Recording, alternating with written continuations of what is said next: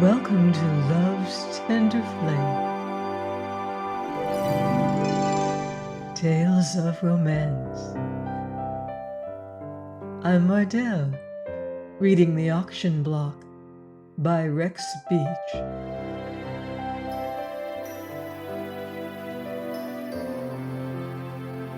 Chapter 5. One of the minor readjustments forced upon the Knight family by the nature of Lorelei's work was that of meal hours. Peter, from long custom of early rising in the country, insisted upon his breakfast at 7, and in spite of his inaction, demanding dinner at noon and supper at 6. Jim, being erratic in habit, exacted his meals at any hour that suited his appetite, while Mrs. Knight, now that she had a housemaid, ate with first one then another. But no matter how chaotic the general household schedule, Lorelei was always assured of 10 hours' sleep, a dainty breakfast upon rising, and a substantial meal before theater time. Her mother saw to it that this program was religiously adhered to. At whatever hour of the night Lorelei might come in, no sound was ever allowed to disturb her until she arose. Irrespective also of her careless disregard of social appointments, she was never permitted to miss one with the hairdresser, the manicure, the masseuse, or the dozen and one other beauty specialists who form as important an adjunct to the stage woman's career as to that of the woman of fashion. All this was a vital part of that plan to which the mother had devoted herself. She attended the girl's health and good looks with a devout singleness of purpose that would have been admirable in a better cause. No racehorse on the eve of a derby was groomed more carefully than this budding woman. In preparing her for masculine conquest, the entire family took a hand. Her prospects, her actions, her triumphs were the main topic of conversation. All other interests were subordinated to the matrimonial quest upon which she had embarked. The men she met were investigated, discussed, speculated upon until their every characteristic was worn threadbare. The domestic arrangements that resulted were of necessity unhappy, for the housework was allowed to take care of itself. The male members shifted as best they could, and the home was forever in slovenly confusion. Nevertheless, the existing condition of affairs met the approval of all, and the three conspirators lived in a constant state of eager expectation over Lorelei's fortunes. Mother and daughter were loitering over a midday breakfast, and Lorelei, according to custom, was recounting the incidents of the previous evening. "It's too bad you quarreled with Mr. Wharton," Mrs. Knight commented when she heard the full story of Hammond's party. "He'll dislike you now." The girl shrugged daintily. "He was drunk and fresh. I can't bear a man in such condition." "But he's terribly rich, and he's an only son. He'll inherit everything. Is he nice looking?" "Hmm, yes." "You shouldn't antagonize a man like him, my dear. He's single at least, and naturally he's impulsive, like all those young millionaires. They have so many girls to choose from, you know. Young Powell, who married Norma Gale, was the same sort. She was twice his age, but he married her just the same, and his people made a fine settlement to get rid of her. She was tough, too.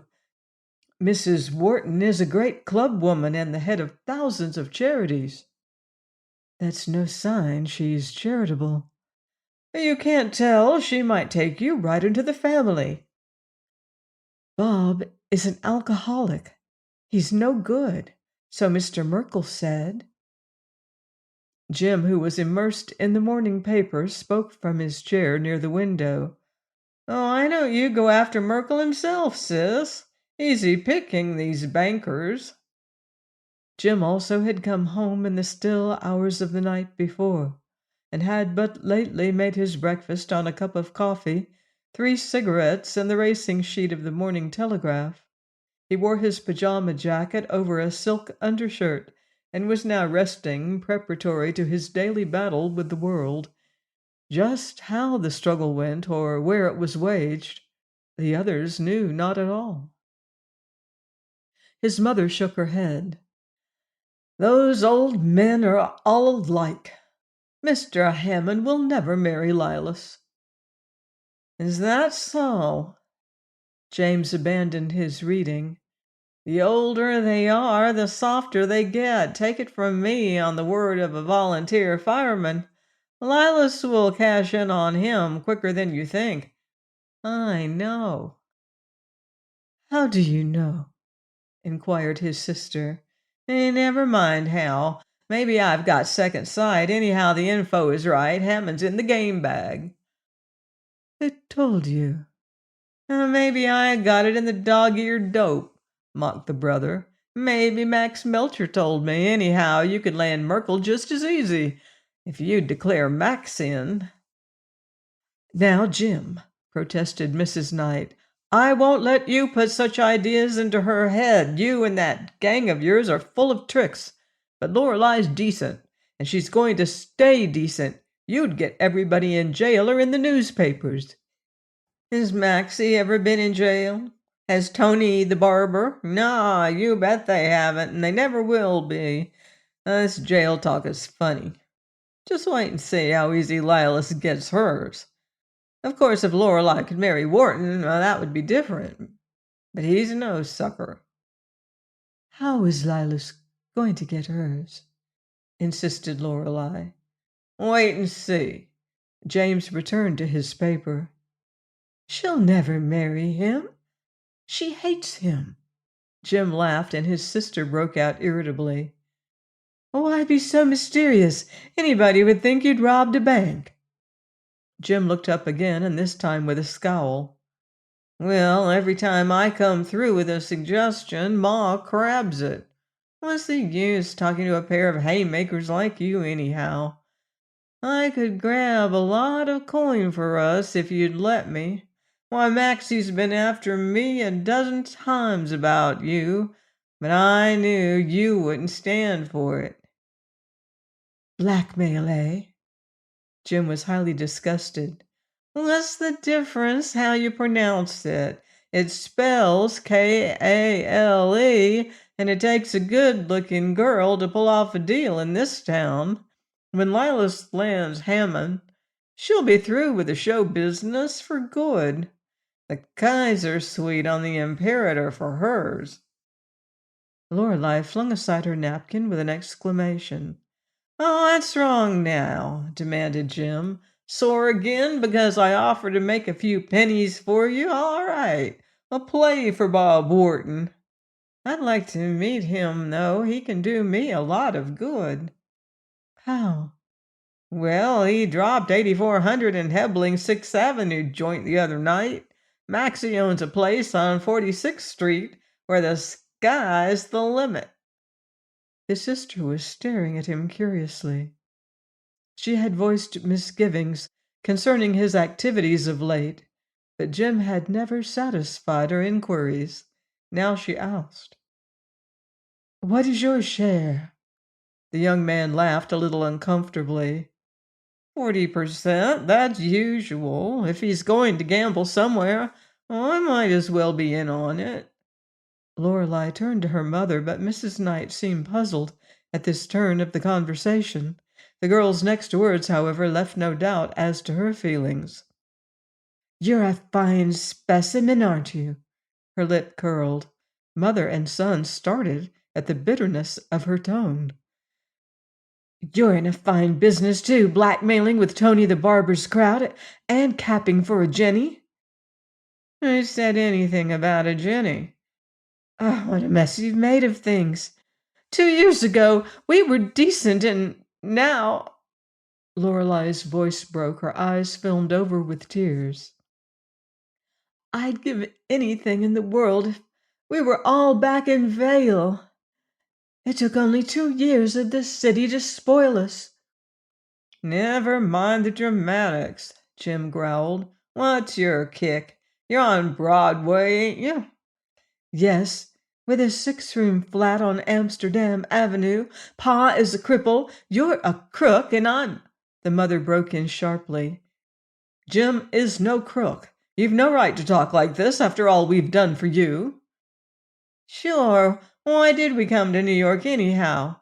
echoed the young man. "What brought us here? Ain't you having the time of your life? Parties, presents, joy rides, every day? Gee, I wish I made the coin you do." "I hate it." Heh. Better try Vale again. You'd end in a straitjacket if you did. You'd think you could go back, but you couldn't. Nobody can, after they've had a taste of the city. It's all wrong. The whole thing is rotten. Sometimes I hate myself." Lorelei choked. Mrs. Knight spoke reprovingly. "Don't be silly, dear. You know we did it all for you. Peter didn't want to leave home, and Jim had a good job, but we gave up everything to let you have your chance. Yes, and we've all worked for you every minute since. Do you think I like this stuffy flat after that other house with the yard and the trees and the sunshine? Peter lies in his room here day in and day out and never has a moment's comfort or pleasure. I don't know a soul. I haven't a friend or a neighbor. But we're not complaining." Mrs. Knight put added feeling into her words. "We don't want you to live the way we've had to live. We want you to be rich and to have things. After all we've done, after all poor Peter has suffered." "Don't," cried the girl falteringly. "I think of him every hour." "He isn't the sort that complains. I consider it very thoughtless of you to behave as you do, and make it harder for us." Mrs. Knight sniffed and wiped her eyes, whereupon Lorelei went to her and hid her face upon her mother's shoulder. "I don't want to be unkind," she murmured, "but sometimes I'm sick with disgust. And then again, I'm frightened. Where are we heading? What's going to become of us, of me? That man last night, there was something in his face, something in the way he held me, just as if I were his for the taking. It isn't the first time I've seen it either. All the men I meet are beasts. That whole party was sordid and mean. Old men drinking with girls and pawing them over. Mr. Merkel was the only nice one there." The mother was dismayed to feel her daughter shiver. "Good Lord, you people make me sick," cried Jim, rising and making for his room. "Anybody'd think you'd been insulted." When he had gone, Mrs. Knight asked accusingly, "Lorelei, are you in love?" "No, why?" You've said some queer things lately. You've worried me. I hope you'll never be tempted to do anything so, to be foolish. Just look at the girls who have made silly matches. They all go back to work. You can't be too careful with the men you meet, for you're so beautiful that they'll promise you anything, or pretend to be everything they aren't. I don't intend to let you make a mess of things by marrying some chorus man. When the right person comes along, you'll accept him, then you'll never have to worry again. But you must be careful." "Do you think I'd be happy with a man like Mr. Wharton?" "Why not? You'd at least be rich, and if rich people can't be happy, who can? If you accepted some poor boy, he'd probably turn out to be a drunkard and a loafer just like Wharton is now." She sighed. "I'd like to see you settled. We could take Peter to a specialist, and maybe he could be cured. The doctor says there is a chance, but it would take a world of money." "I'll get the money." "How?" "Somehow. If you'd let me economize on clothes. And if Jim would help a little, we could save enough. Jim has all he can do to take care of himself. I'm sure I don't know how he manages. And you've got to keep up appearances. No, Peter will have to wait until you're married. Only I did hope when you told me about Robert Wharton that he might be the one. We could go abroad and get the help of those German surgeons. I've always wanted to travel. When Lorelei reached the theater that evening, she found Lilas Lynn entertaining a caller who had been more than once in her thoughts during the day. Jim's reference to Max Melcher had recalled Mr. Merkel's earnest words of the previous night.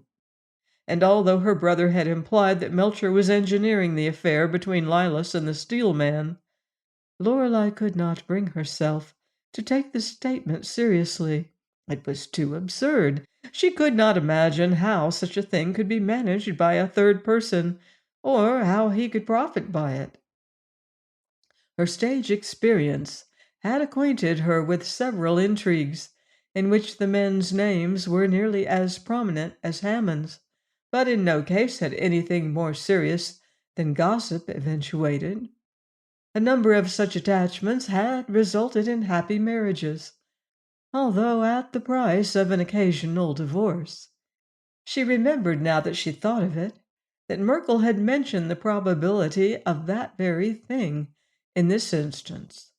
She began to doubt the banker's unselfishness and to question his motives, arguing, as she had done at first, that even if Hammond were really in danger, it was no business of hers.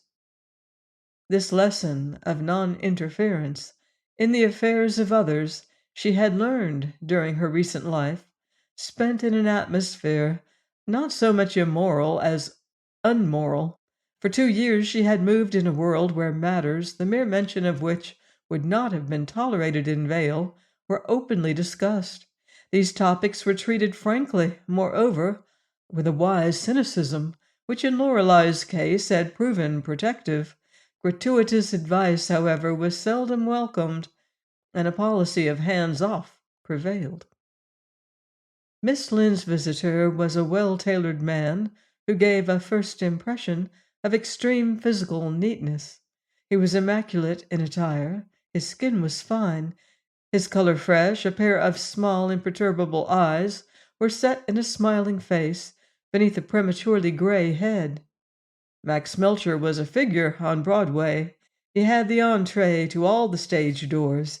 He frequented the popular cafes, where he surrounded himself with men, always affable, usually at leisure, invariably obliging. He had many friends.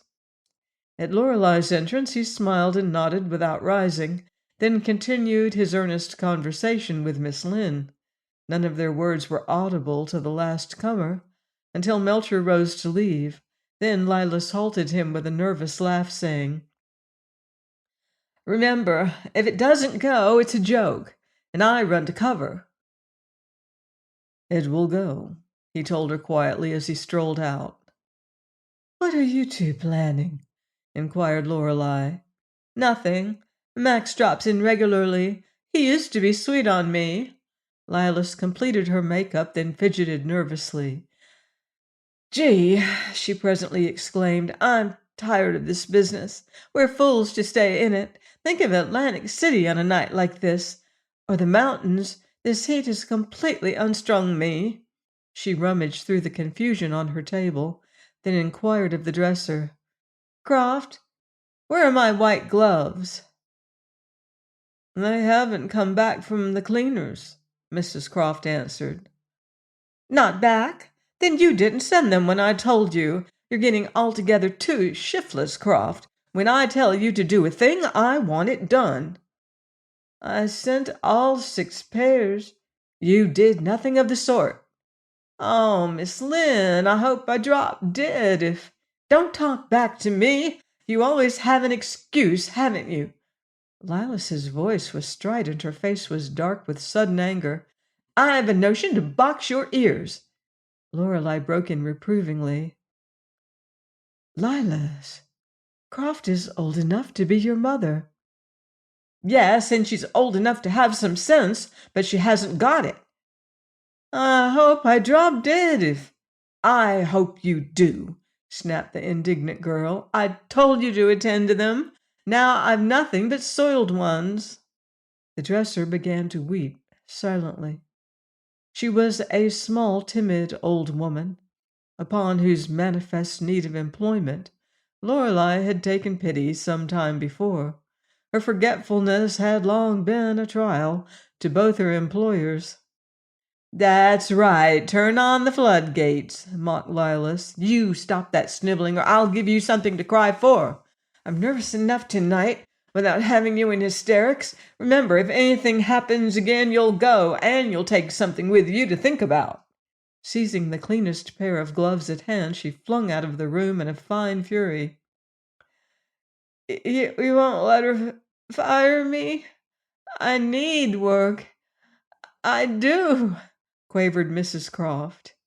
Now, don't mind her temper, but you really ought to see to her gloves when— I hope I dropped dead this minute if I didn't send 'em out the very day she told me.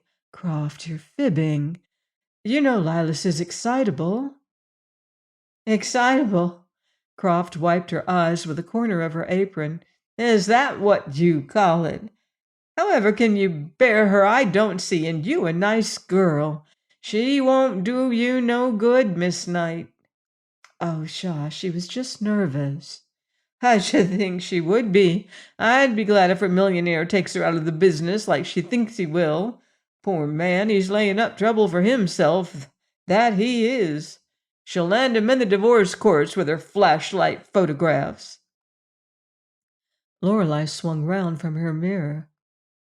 What do you mean? Oh, I heard her and that Jew. I beg pardon, Miss Knight. You ain't a Jew, are you? What about the flashlights? Well, there's so many Hebrew girls in the profession. Not that I don't like 'em, you understand. Go on. Well, I heard enough to know she's up to some deviltry, her and that Maxie Melcher. They've got a photographer and witnesses. Your brother's one of 'em. Jim? What? It's true. It's a bad crowd Mr. Jim's in with, and there's something big in the air. Millions it is, and her saying she'll box my ears, the hussy. I've heard him talking before tonight.